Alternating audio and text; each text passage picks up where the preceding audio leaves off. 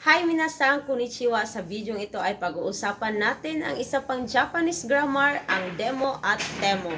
So, bago tayo magpatuloy at i-explain further ang kagamitan or kung paano gagamitin ang demo or temo in a Japanese sentence, ay alamin na muna natin ang wastong pamamaraan or ang pattern nito.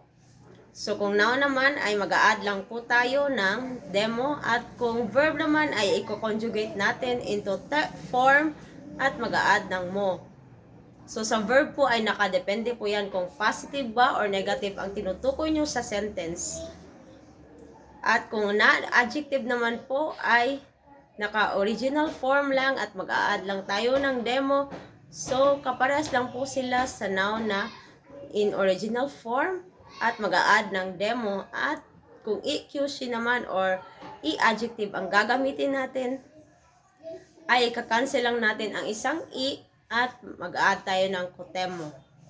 So ayan po, so magbibigay na po tayo ng example kung paano ito gamitin in Japanese sentence. So gagamit po tayo dito ng negative na verb. So kahit na hindi ako magmamaneho ng sasakyan ay hindi ako iinom ng alak. So dahil negative ang verb na ginamit natin sa example na ito, ay negative na muna natin ang verb bago natin ito i-te form, or naka-negative te form po ang verb na gagamitin natin dito at mag-a-add po tayo ng mo.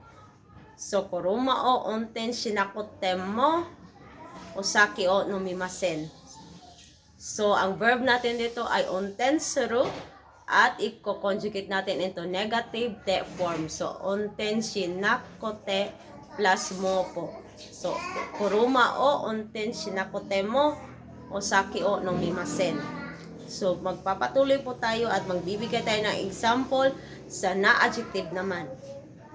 So, kung na-adjective yun, sinabi ko na kanina na ang na-adjective ay dapat naka-original form lang at mag-add lang tayo ng demo. Halimbawa, kahit na maganda ang apartment na ito ay hindi ako titira. So, kuno apato wa kirei na demo sumimasen.